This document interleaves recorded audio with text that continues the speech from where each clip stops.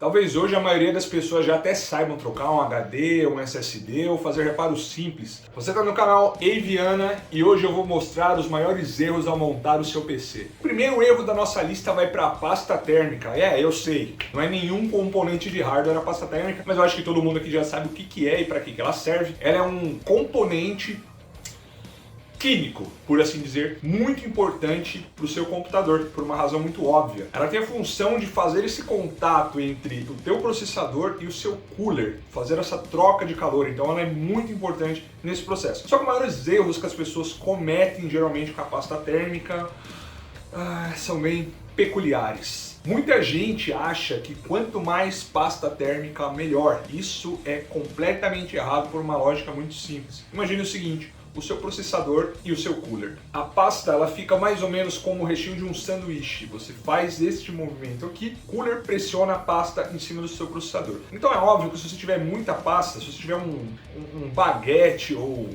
um pão de forma cheio de cheddar, muito catupiry, ketchup, e você pressionar isso em cima, um pão no outro, isso vira uma lambança. Então imagina isso no teu computador. Você pode literalmente danificar componentes se essa pasta escoar para os lados e, enfim, ter muito contato com a sua placa-mãe, com o socket do seu processador. Então isso é um erro que você precisa evitar. E toma cuidado porque geralmente se você estiver comprando um processador novo, o próprio cooler box dele, muito provavelmente, e outros coolers mesmo que não sejam box, mesmo que sejam coolers que você comprou no site depois, muitos já vem com a pasta aplicada. Então presta atenção, porque se ele já tiver com essa pasta aplicada, você não pode colocar mais pasta. Se você colocar mais pasta por alguma razão que você acha que seja necessário, sabe tirar o porquê, limpa então essa pasta térmica que está no cooler e aí sim você aplica a pasta nova, tá? Uma outra coisa importante de ser mencionada é que se você não colocar pasta suficiente, se você esquecer de colocar pasta térmica num cooler que não tem, você vai ter problema com superaquecimento. Anderson, mas pode queimar o meu processador?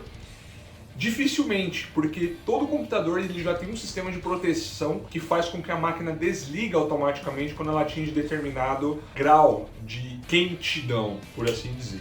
Que viagem é essa, velho? Então, se você quer evitar problemas com desligamentos aleatórios ou se você quer evitar, de repente, do seu processador sofrer um processo que se chama throttling, que é quando ele reduz a performance para não atingir a certa temperatura, então coloca a quantidade certa de pasta térmica nele. E qual que é a quantidade certa? Via de regra, se você não quer errar, aplica uma bolinha, é uma bolinha, não é uma bolona, no centro do seu processador. Não precisa colocar muito, mas também não coloque pouco. Você tem que ter aí a noção, se quiser, veja tutoriais, mas a noção de que isso vai se espalhar basicamente por todo o processador. Há pessoas que aplicam também, e eu costumo fazer isso por mais uma questão mesmo de facilidade, é um costume, mas você pode espalhar essa pasta, mas é que é um pouco mais complicado, você não vai fazer isso com o seu dedo, porque depois quando você tirar a pasta do dedo é um pouco complicado. Então assim, cara, não quer errar, coloca lá uma gota lá, média, no centro do seu processador, bota o seu cooler e tá tudo certo, beleza? Bora pro próximo. Pinos do processador ou da placa-mãe. Cara, esse aqui eu adoro falar. Lá em 2010, mais ou menos, quando eu trabalhava na Rockets, ou First Place, para quem já conhecia dessa época, eu via muita placa retornando por supostos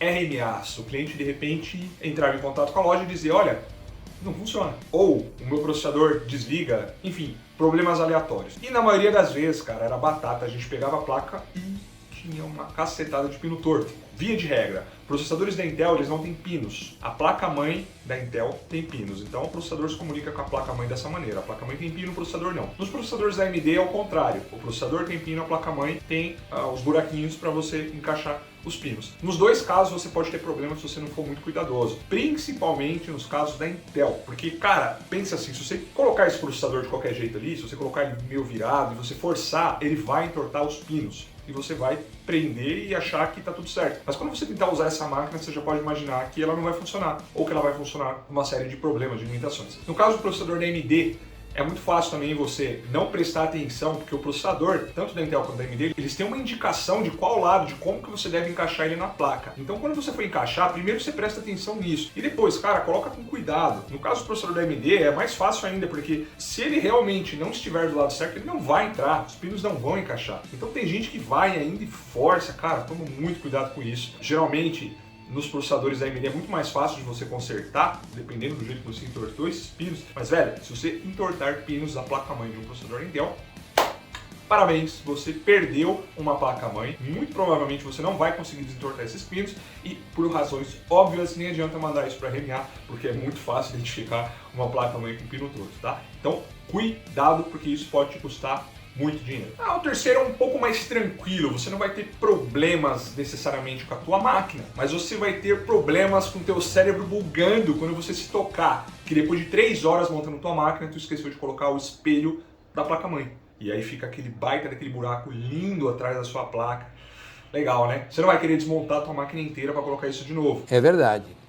Quer dizer, às vezes não. Então, cara, primeira, você colocou o teu gabinete para montar na tua bancada ou na tua mesa, ou seja lá onde for, velho, abre a caixa da tua placa-mãe, pega aquele espelho e coloca lá. Pelo amor de Deus, cara, faça isso. Eu já vi essa cena milhares e milhares de vezes e ninguém vai desmontar o computador inteiro por causa de um espelho. Então, sim, é uma questão estética, mas, velho, você não quer o teu computador todo bonito, maravilhoso, cheio de RGB e um buracão atrás por causa de um detalhe tão simples que você podia ter se lembrado lá no começo da montagem. Beleza? Fique esperto. Agora, esse aqui é um problema que eu considero que não é necessariamente um erro que as pessoas cometem, mas talvez apenas uma falta de informação de uma coisa que talvez não seja assim tão divulgada. Então, eu vou resumir para vocês, para não entrar em pormenores técnicos, porque a ideia desse vídeo é isso aqui ser fácil. Tá? Mas basicamente, cara, quando você compra uma memória que geralmente é acima dos 2.666 MHz, uma memória DDR4, seja ela de 3.000, 3.200, 3.600, 4.000, essas memórias, para elas rodarem nessa frequência, você tem alguns critérios. Não é simplesmente você comprar a memória mais rápida, espreitar ela na tua máquina e esperar que ela funcione já de cara nessa velocidade que você comprou. Primeiro que na plataforma da Intel você precisa prestar atenção se o teu chipset é H, se o teu processador é K, se essa combinação permite que você passe de determinada frequência. No caso de passar, então você pode pensar, mas eu tenho um 11900K com uma placa-mãe Z. Legal. Então você acha que se você colocar um pente de 4133 MHz, ele já vai automaticamente funcionar nessa frequência. Ele não vai. E se você tiver um kit desse na sua casa, na tua máquina já há anos aí, e você nunca entrou na BIOS para configurar a velocidade dessas memórias, sinto em informar, mas você sofreu um efeito placebo prolongado por muito tempo ao achar que sua máquina estava mais rápida, porque não, ela não está. Você precisa ir na BIOS, configurar o perfil, seja ele o perfil XMP, que é aquele perfil de overclock automático, ou se você quiser fazer esse ajuste de forma manual também não tem problema, mas você precisa entrar na sua BIOS e fazer essa configuração. Então se você é um técnico que trabalha numa loja e nunca fez isso, cara, faz esse favor para os seus clientes, porque por mais que você diga, mas eu não estou fazendo overclock, tecnicamente é um overclock, porque por mais que essa memória seja 3600, o teu processador não foi feito para trabalhar com a frequência nativa de 3600. Então entenda que o perfil XMP por si só é um overclock. Basicamente ele é um overclock automático certificado pelo fabricante, até aí tudo bem, mas ele é um overclock. Existe um padrão para esse negócio todo da memória, como eu falei, eu não quero tornar isso muito técnico, mas existe lá um padrão para que as frequências trabalhem por uma questão de compatibilidade numa determinada frequência que geralmente hoje está aí em 2.666 MHz, que é o GDEC. Se você usa DDR4, você precisa entrar na BIOS e fazer esses ajustes manualmente, ok? Eu prometo que é simples. Toda placa-mãe vai ter uma aba para você carregar um perfil XMP. No caso da AMD isso se chama DOCP. Mas, enfim, a memória é compatível com XMP, hoje praticamente todas são. Você vai entrar na sua BIOS, encontrar essa parte de configuração da memória e vai ter lá algum campo destacado para você carregar o perfil. Então quando você clicar nesse campo para mostrar ali as abas, ele vai te mostrar alguns perfis. Então, por exemplo, uma memória de 3.200 MHz, ela pode ter ali dentro dela um perfil XMP, que já é o perfil pronto de 3.200, e ela pode ter também um perfil de 3.000. E por que geralmente os fabricantes deixam essas opções? Porque às vezes a tua máquina, por alguma razão, ou por às vezes é um chipset mais recente, a BIOS ainda não está muito atualizada, pode ser sim que ela não suba, mesmo com XMP. Então ela te dá um perfil de uma frequência um pouquinho mais baixa para garantir que você vai conseguir usar, beleza? De qualquer forma, cara, mexe nisso, faz isso e conta aí nos comentários se você estava usando sua máquina há muitos anos sem ter feito. De repente agora você sai do efeito placebo. Agora tem uma paradinha bem chata, eu particularmente já montando computador há muito tempo, eu acho que isso é o pior de se montar um computador, que são aqueles malditos fios do gabinete. Cara, aquilo é um saco.